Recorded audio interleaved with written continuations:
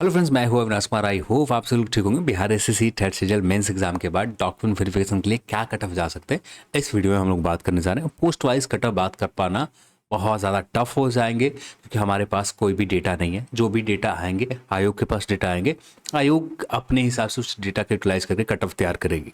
तो यहाँ पर पोस्ट वाइज कट ऑफ बता पाना पॉसिबल नहीं है। हाँ, एक रफ आइडिया किस पोस्ट के लिए, यानी दो तरह के पोस्ट यहाँ पर है। एक वैसे पोस्ट है जिसके ऊपर सारे कैंडिडेट एलिजिबल है, चाहे आपने कॉमर्स से कर रखा, बीटेक कर रखा, जो भी कर रखा, सारे कैंडिडेट एलिजिबल है। एक वैसे पोस्ट है जहाँ पर इकोनॉमिक्स, मैथ ऑनर्स, स्टैटिक्स और कॉमर्स वाले कैंडिडेट ही एलिजिबल है। तो उनके लिए तो एक एडवांटेज है, यहाँ पर ये कॉमर्स वाले पोस्ट के ऊपर तो एलिजिबल ही है, साथ में सचिवालय सहायक और योजना सहायक के ऊपर भी एलिजिबल है। तो इनके पास थोड़ा सा एडवांटेज है कि कुछ एक्स्ट्रा पोस्ट इनके टोटल कंबाइन करके देखें तो इनके पास 2000 जितनी वैकेंसीज है, जिसमें से मलेरिया इंस्पेक्टर या जो भी है उस पोस्ट को छोड़कर सारे पोस्ट के ऊपर ये कैंडिडेट एलिजिबल है। तो इनके लिए एक एडवांटेज है। तो यहाँ पर ये भी हम लोगों ने कंसीडर कर रखा है।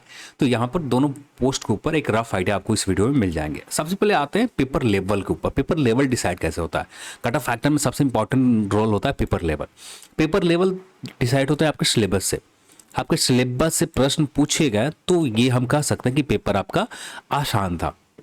थोड़े से कुछ प्रश्न के ऊपर आप कंफ्यूजन करके गलती कर सकते हैं क्योंकि आपने रिवीजन प्रॉपर वे में नहीं कर रखा अपने सिलेबस को। तब वहां पर थोड़े बहुत आप कह सकते हो कि हाँ, ये सेगमेंट मॉडरेट लेवल के प्रश्न थे। नहीं तो ज़्यादातर प्रश्न ऐसे कर सकते हो सिलेबस से बाहर प्रश्न आ रहे हैं, तब आप कह सकते हो कि पेपर आपके टफ है। या वैसे प्रश्न पूछ दिए गए आपके सिलेबस से ही है पर ना किसी कैंडिडेट ने उस प्रश्न का अटेम्प्ट लिया, तो तब जाकर आप उस प्रश्न को कह सकते हो कि हाँ, ये टफ सा बना पाना संभव नहीं थे। जो भी थे, कुछ लोगों ने अटेम्प्ट कर रखा होगा, ज़्यादा नहीं कर रखा, तो वैसे प्रश्न को आप टफ कर सकते हो। यहाँ पर इस नंबर पे फिर सेकंड नंबर पर आता है नंबर ऑफ वैकेंसी। कितने नंबर में वैकेंसीज है, ये भी बहुत बड़े मायने में रखते हैं कि कितने नंबर में वैकेंसीज है। और यहाँ पर पिछले वीडियो में बहुत सारे लोगों के डाउट आ रहे थे कि आप ऐसे कैसे कर सकते हो, साइंस बहुत ज़्यादा टफ है। पर यहाँ पर मैंने क्वेश्चन अपने सामने लिख के रख रखा है जिससे आपको समझाने में भी मुझे आसानी होगी। और साथ में यहाँ पर जो भी डाउट है कि ये पेपर साइंस का ज़्यादा टफ थे, तो यहाँ पर भी काफ़ी हद तक आपके डाउट क्लियर हो जाएंगे। वैसे प्रश्न यहाँ पर टोटल साइंस में 20 प्रश्न टोटल पूछे गए।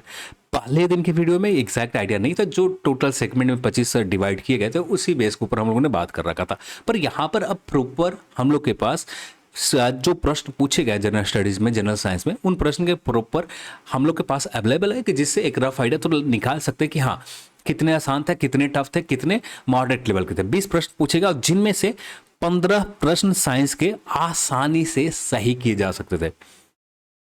यदि आपने अपने सिलेबस के ऊपर सही से समय दे रखा है ना, हाँ, आपने समय नहीं दे रखा है तो इसका मतलब ये नहीं कि आपके जो कंपटीटर है, जो यहाँ पर 2000 कुछ वैकेंसीज है, इस 2000 कुछ वैकेंसीज में जो रिजल्ट अपने शॉर्ट लिस्ट होंगे फाइनल सिलेक्शन में, वे कोई कोताही यहाँ पर इन सब्जेक्ट में नहीं करेंगे। यहाँ पर 15 साइंस में आसानी से सही कर आ सकते हैं।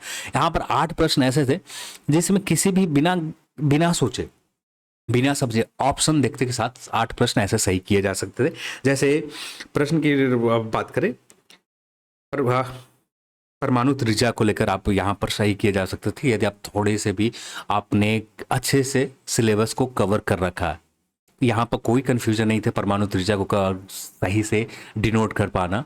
ये भी आसानी से ऑप्शन को एलिमिनेट करके, ऑप्शन एलिमिनेट करके आप अपने रफ आइडिया में कॉपी, जो आपके क्वेश्चन पेपर है, रफ सेक्शन में जाकर रफ करने के बाद एक खुद आप अपने से सही आइडिया ले सकते थे परमाणु त्रिज्या को लेकर। ये भी आसान प्रश्न थे। फिर इसके बाद बात करें, जैसे एक प्रश्न करंट अफेयर से रिलेटेड थे, हाइड्रोजन और हरित हाइड्रोजन के मिश्रण को लेकर कौन से कंपनी यहाँ पर कार्यरत है। ऑप्शन से आप यदि एलिमिनेट करना चाहो तो ये भी आसान प्रश्न थे। फिर इसके बाद पहाड़ों पर सांस लेने में कठिनाई क्यों होती है, ये हजारों एग्जाम में पूछे जा चुके हैं। कोई ऐसा एग्जाम नहीं है जहाँ नहीं पूछा गया हो, कई एग्जामों में पूछे गए हैं। फिर उसके बाद कमरे में के तापमान पर कौन सा धातु आपको द्रव्य अवस्था में रहते हैं, तो ये भी प्रश्न हजारों बार पूछे जा चुके हैं। अब यही चीज मैंने कहा था, बहुत सारे प्रश्न ऐसे हैं जो लुसेंट और स्पीडी बेस है।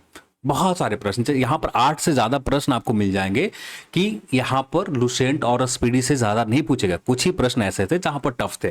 फिर इसके बाद बात करें कि संवेग से रिलेटेड जनरेटर किस मैकेनिज्म पर काम करता है, ये भी प्रश्न पूछे गए थे। तो ये भी आसान प्रश्न थे। प्लायन वेग का मान क्या है, ये बचपन से लोग पढ़ते आ रहे हैं। यदि आपने 10वीं अच्छे से कर रखा है ना, तो वहां पर भी आपने पढ़ा होगा। मान लेते हैं आपने इंटर आर्ट्स सब्जेक्ट से कर लिया, पर 10वीं में तो आपने प्लान बेक पढ़ा ही होगा, वहां पर भी तो एक आसान सब्जेक्ट है। यहाँ पर आसानी से 8 प्रश्न किए जा सकते थे, वैसे प्रश्न 8 प्रश्न जहां पर कंफ्यूजन हो सकते थे।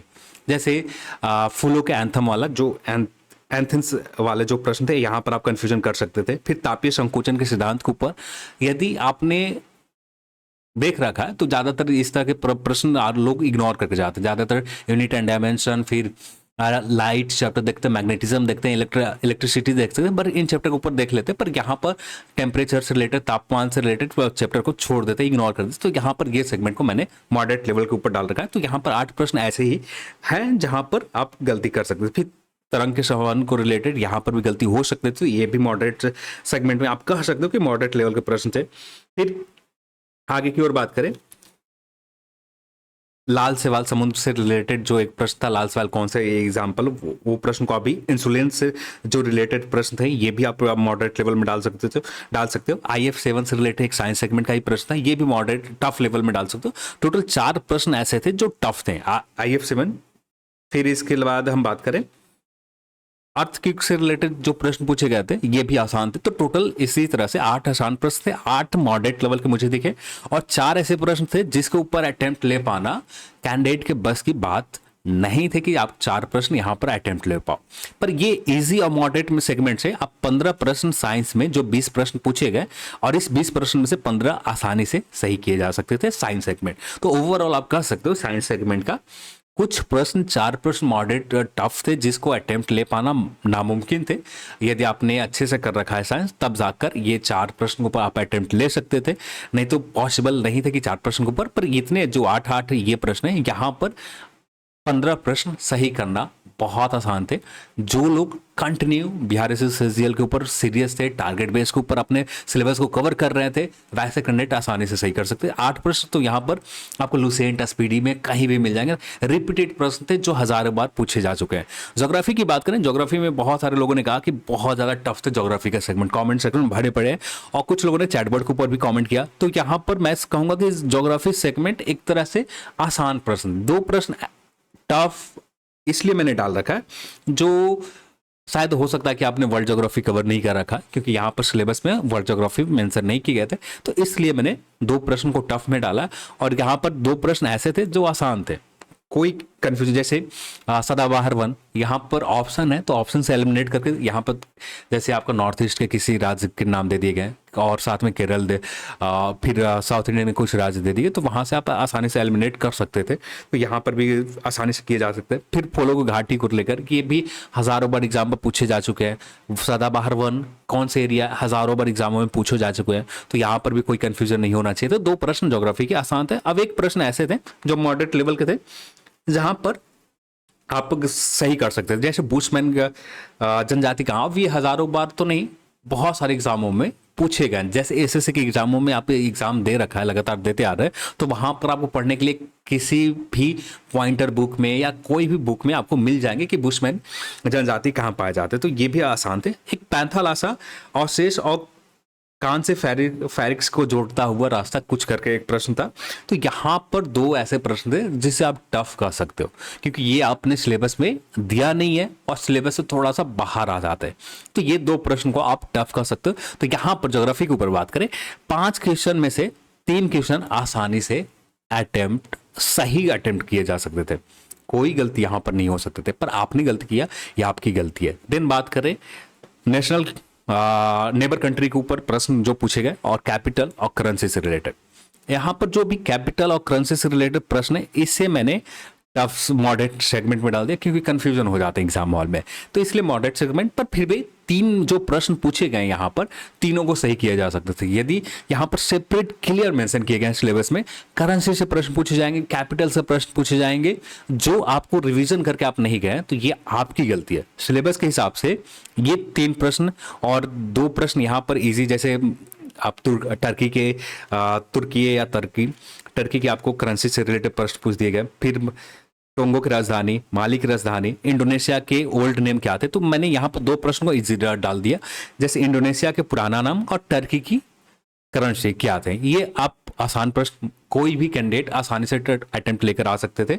और देन बात करें यहाँ पर 3 प्रश्न ऐसे जैसे टोंगो की राजधानी, माली की राजधानी, यहाँ पर कंफ्यूजन हो सकते थे यदि आपने रिवीजन करके नहीं गए। फिर भी यहाँ पर 5 में 4 प्रश्न तो आप आसानी से 5 में 5 सही करने लायक ये सेगमेंट था। फिर भी मैं मानता हूं कि 4 प्रश्न आपने आसानी से, कोई गलती होने के चांसेस ना के बराबर थे।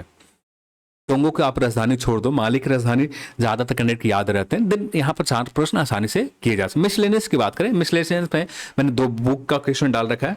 फिर इसरो के हेडोकार्टर, फीमेल IMF के फर्स्ट फीमेल, ये हर कोई याद कर रखा है कि फर्स्ट फीमेल से रिलेटेड इसरो के हेडक्वार्टर कहाँ पर है, सार्क के एस्टेब्लिशमेंट कब हुआ था, ये भी आसान सेगमेंट हजारों बार एग्जाम में पूछे जा चुके हैं। बस हाँ, जरूरी है कि आप सिलेबस जो दिया है India and India neighbour country, वहां पर आप जैसे SAARC India and India neighbour country में प्रश्न आ जाएगा, पर गलती से मैंने यहाँ पर कैपिटल एंड करेंसी में डाल रखा है। तो यहाँ पर भी बात करें, टोटल 5 प्रश्न रहे, जहां पर नहीं, यहाँ पर रहे टोटल 9 प्रश्न रहे। और जहां पर आसानी से जैसे 2 बुक से रिलेटेड प्रश्न पूछ दिए गए, यहाँ पर एक शशि थरूर से रिलेटेड, एक शशि कांत दास से रिलेटेड, शक्ति सिन्हा से रिलेटेड एक बुक थे। दोनों बुक को आसानी से सही किए जा सकते थे यदि आपने सही से रिवीजन करके गए, तो यहाँ पर कोई गलती। और सिलेबस में भी मेंशन किया गया कि ये बुक से रिलेटेड प्रश्न यहाँ पर पूछे जाएंगे, सिलेबस में सेपरेट मेंशन किए गए। फिर बात करें, यहाँ पर 7 में से 6 प्रश्न आसानी से सही किए जा सकते थे।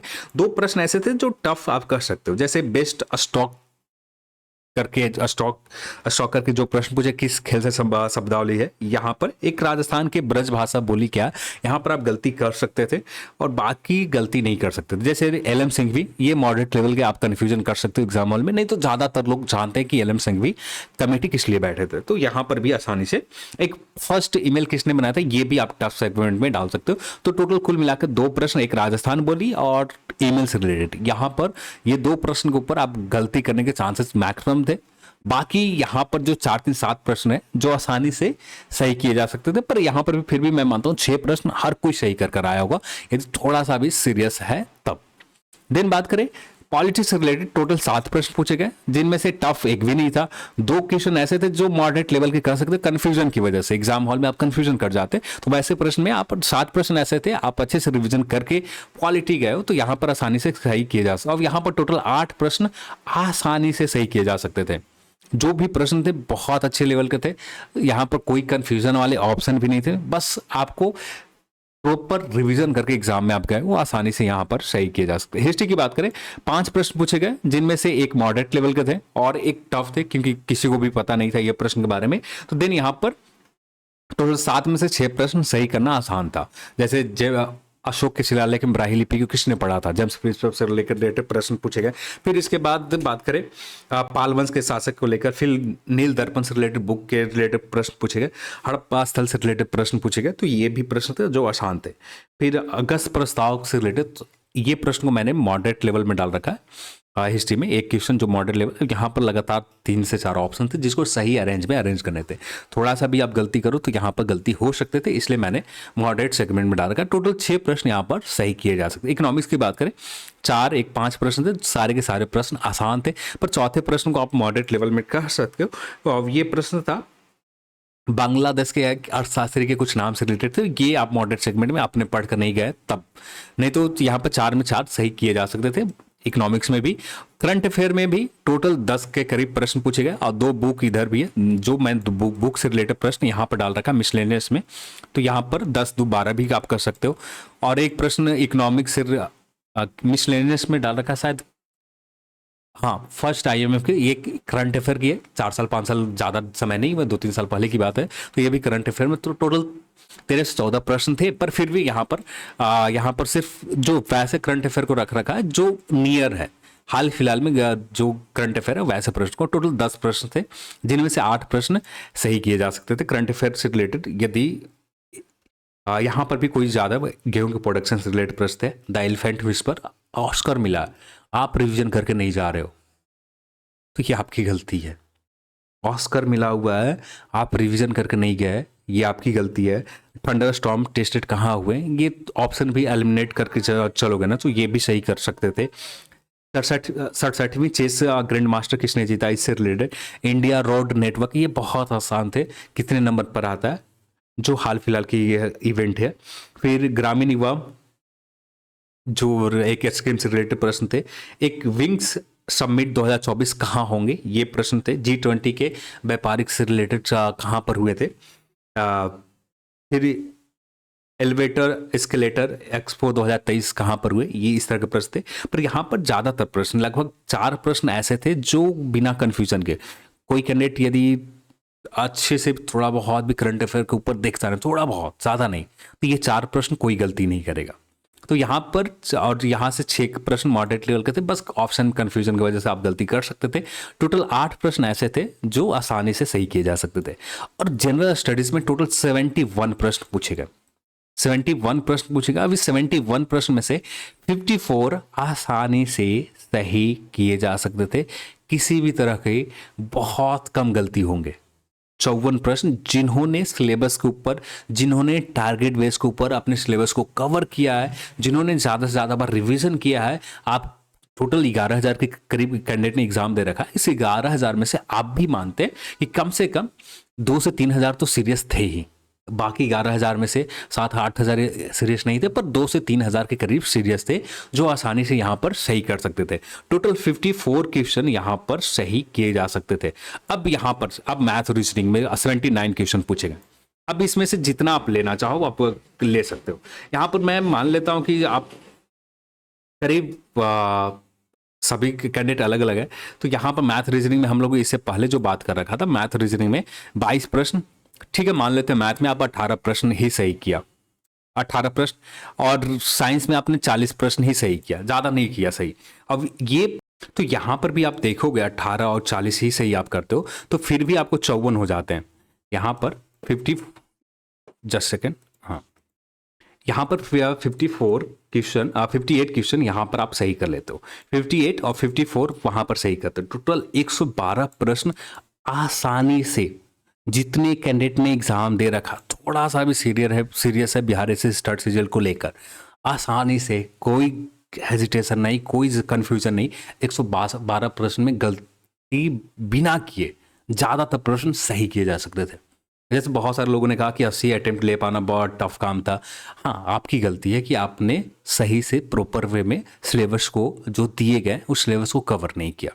आप टारगेट बेसिस के ऊपर काम करते, बुक आज कंप्लीट करना है, आपको स्पोर्ट्स रिलेटेड आज कंप्लीट करने हैं, कैपिटल हमें कल कंप्लीट करने हैं, इस तरह से आप टारगेट बेसिस के ऊपर काम करते तो कई बार सारे सिलेबस रिवीजन हो जाते और आसानी से 112 प्रश्न तो सही किए जा सकते थे।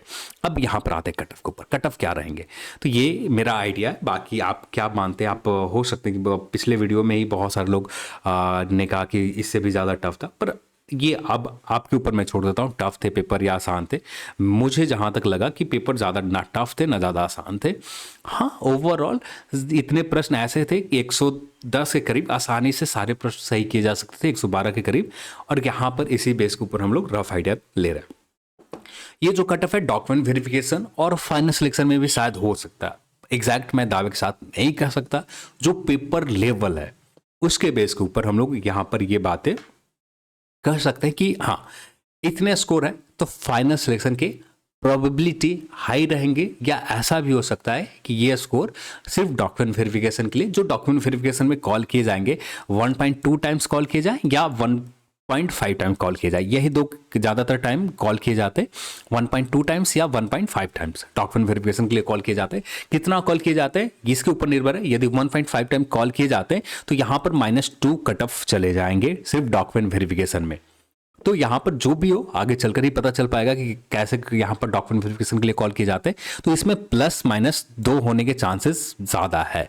वैसे कैंडिडेट जो पूरी तरह श्योर रहना चाहते हैं, जिनका स्कोर 121 से ज़्यादा है ना, सचिवालय सहायक के ऊपर ही आप चाहते तो 121 से ज़्यादा अपने स्कोर कर रखा है, ज़्यादातर चांसेस है, मैक्सिमम मतलब 80 से 90% चांसेस है कि आपका सचिवालय सहायक यहाँ पर एक सीट आपका कन्फर्म हो जाए। ज़्यादातर उम्मीद ये रहेंगी, क्योंकि एक, अब यहाँ पर कैसे ये पॉइंट को मैं डिस्क्राइब करता हूँ। जैसे मैंने बात किया 44 और 22, यहाँ पर टोटल करीब 79 क्वेश्चन पूछे गए, और इस 79 में से करीब करीब यहाँ पर आप 66 के आसपास, आप ये 79 में से 66 के आसपास मैथ और रीजनिंग में आसानी से सही किए जा सकते थे, कोई गलती नहीं। कुछ कैंडिडेट ऐसे होंगे जो 79 में 70 सही कर रखा होगा, कुछ ही कैंडिडेट होंगे, ज़्यादा नहीं होंगे, 100-200 कैंडिडेट होंगे 100 कैंडिडेट भी होंगे तो बहुत बड़ा मायने रखता है, पर 100 करीब होंगे, पर ये कैंडिडेट जनरल स्टडीज में गलती ज़्यादा कर आ जाएंगे। यहाँ पर मैथ और रीजनिंग तो इनका एडवांटेज है, यहाँ पर सही कर लेंगे, पर ये बराबरी कर लेते हैं जनरल स्टडीज में, उतना सही नहीं हो पाता है जितना सही मैथ और रीजनिंग में कर पाते, तो एक तरह से दोनों इक्वल हो जाते हैं। तो यहाँ पर मैं ओवरऑल 66 यहाँ पर और यहाँ पर 54, अब टोटल काउंट करोगे 6 4 10 और करीब 120 प्रश्न यहाँ पर आसानी से सही किए जा सकते थे, जो आप ले सकते हो। तो यहाँ पर सचिवालय सहायक 120 के करीब और 300 से करीब ज़्यादा वैकेंसीज है जनरल कैटेगरी के, सिर्फ मेल कैटेगरी के लिए, और 100 के करीब वैकेंसीज है फीमेल के लिए, 100 या 200 का, हाँ 200 कुछ वैकेंसी, 100 कुछ वैकेंसीज है, जो आप देख लेना। यहाँ पर रहा सचिवालय सहायक की वैकेंसीज देखें, ये रहा 191 वैकेंसीज है, और जिनमें से फिर 16 यहाँ पर फीमेल के लिए, फिर इसके बाद 10 यहाँ नहीं, ये इसके ऊपर तो साइंस फिर भी कुछ कैंडिडेट तो एलिजिबल होंगे ही, तो यहाँ पर मैथ और गणित वाले कैंडिडेट आ जाते हैं, तो इसके ऊपर बात ही नहीं करना है।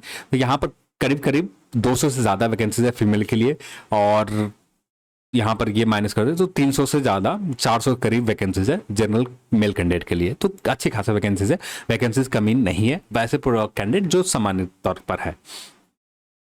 तो मेरा ये रफ आइडिया 119 के करीब जिन्होंने सही किया, ज़्यादातर चांसेस रहेंगे कि इसी नंबर पर फाइनल सिलेक्शन हो जाए, पर थोड़ा बहुत डाउट रहेगा इस नंबर पर। जिनका स्कोर 121 से ज़्यादा, 121 से प्लस है, तो पूरी तरह श्योर रहें कि सचिवालय सहायक जैसे पोस्ट आपको मिल जाएंगे। 119 से अंदर है, आप यदि मैथ ऑनर्स से, इकोनॉमिक्स से हैं या कुछ और सब्जेक्ट से कर रखा है, तो सिलेक्शन के चांसेस बहुत ज़्यादा हैं कि आपको उस पोस्ट के ऊपर हो जाए।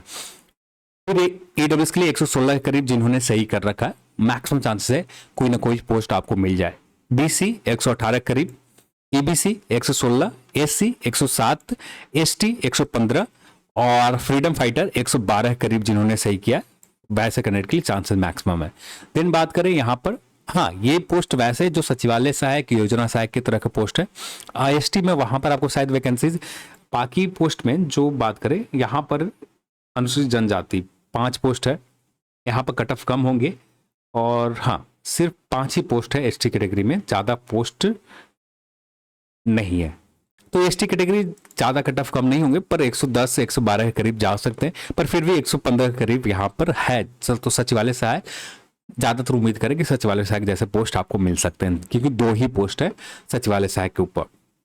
फ्रीडम फाइटर 112 करीब, फीमेल की बात करें 112 से ज़्यादा जिन्होंने सही कर रखा है, फाइनल सिलेक्शन के चांसेस मैक्सिमम रहेंगे। 109 के करीब यहाँ पर EWS के लिए, 110 के करीब BC कैटेगरी, EBC के लिए 107 और SC के लिए 100 के करीब जिन्होंने सही कर रखा है, ज़्यादातर चांसेस है कि फाइनल सिलेक्शन यहाँ पर हो जाए। तो ये मेरा एक रफ आइडिया है, यदि इतने के आसपास आप सही कर रहे हो तो फाइनल सिलेक्शन के चांसेस ज़्यादा है। अब यहाँ पर कोई डॉक्यूमेंट वेरिफिकेशन के लिए सिर्फ शॉर्ट लिस्टेड होना है, तो इससे -2 नंबर भी है ना, -2 नंबर, क्योंकि 1.5 टन कॉल कर दिए गए तो डेफिनेटली है कि -2 चले जाएंगे कटअप। यदि 1.2 कॉल किए जाते तो -1 के करीब माइनस हो सकते हैं, यानी 119 से 118। और जो फाइनल सिलेक्शन के लिए पूरी तरह श्योर होना चाहते हैं कि 100 पूरा श्योर हो जाए, तो 121 से जिनका ज़्यादा स्कोर है जनरल कैटेगरी में आते हैं, 100% तो नहीं, 80 से 90% श्योर है कि आपका फाइनल सिलेक्शन यहाँ पर सचिवालय सहायक जैसे पोस्ट के ऊपर हो जाएंगे।